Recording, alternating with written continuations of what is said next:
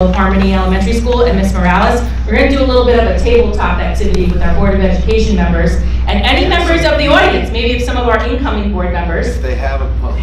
We have plenty of puzzle pieces. So I'm going to give it over the mic to Mr. Paulson at this time. All right, so in the spirit of collaboration, which is a theme that you'll hear a lot of tonight, if you have a puzzle piece, you can stand up and you can come over here and try to figure out the puzzle with your teammates, which there should be 17 of you, which signify the 17 schools in our district. I will give you a hint. You're like one of us. You're here every month. You may recognize this symbol. Okay? So there's 17 of you. Everyone come over and help. Figure out your bottom or top. This is the bottom. You can knock people over heads. So I'll commentate as they're solving this. They're starting what looks like the outside of the puzzle. I should start in the middle. Play by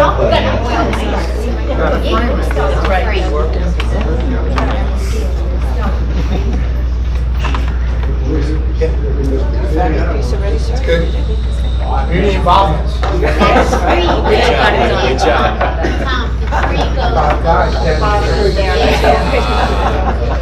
Works. Oh, works. Good work. Love it. Love it. All right. That's all you need. That's it.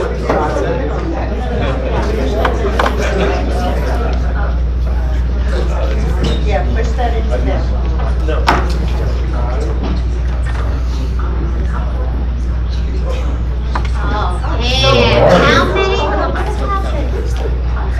See board members. This is the solve puzzle.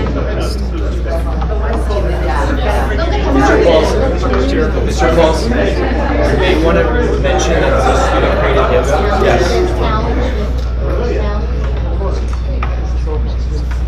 There might be some puzzles on the outskirts here. This is the puzzle. Are we missing it? Does anybody have a puzzle piece anywhere? Ooh, two right there. Yeah, maybe it does.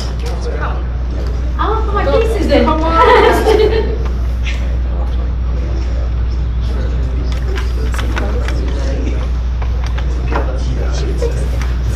Excuse me, you got a copy of my piece?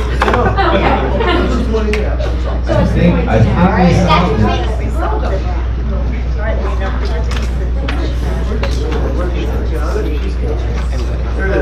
All right, let's give him a round of applause. This time.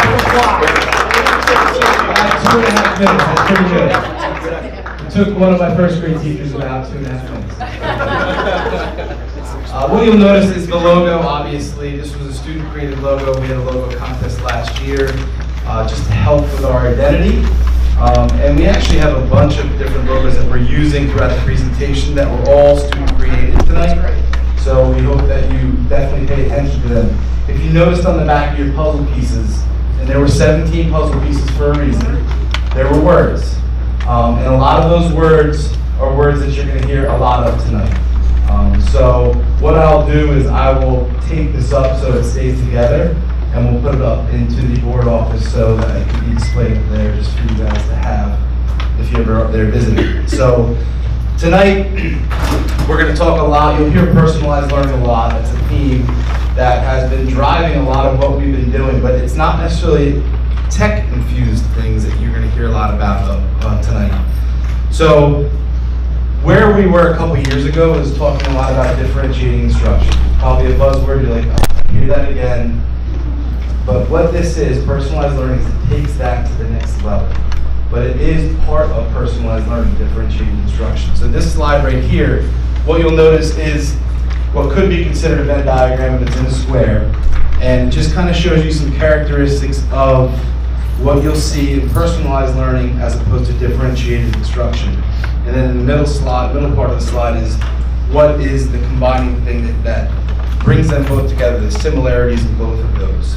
And we think the biggest difference, and you can read this, by the way, this is going to be posted on our district website. There's a lot of links tonight. So we're not going to get through all of them, so please check it out because the links bring you to the student work and work that some of our teachers have done, so we want to make sure that you get to see everything. But the biggest takeaway from this is just personalized learning is about what the learner is doing more in the classroom, and differentiation is what the teacher is doing. So really that's the biggest difference between the two, and then what they have in common are obviously we're catering to different learning needs, and in many cases we are utilizing technology for both of those things. So these two columns basically, and you see student centered, you'll see student motivated, student design, teacher facilitated. I always used to joke when I taught third grade, I always wanted to be the guide on the side, not the sage on the stage. And that holds true to personalized learning. Differentiated instruction, very critical component to teaching, but it's very focused. And it's really, we have to teach a skill, but we have to figure out the right way to do it for each child. Where personalized learning, which you're going to hear a little bit about tonight, is students taking ownership of their learning, setting goals, making sure that they're achieving those goals and working diligently. So a lot of the work that you'll hear from some of the principals tonight will talk about those goal settings that have been happening throughout the district, more so this year than ever. You will hear towards the end of the presentation tonight a little bit about Future Ready.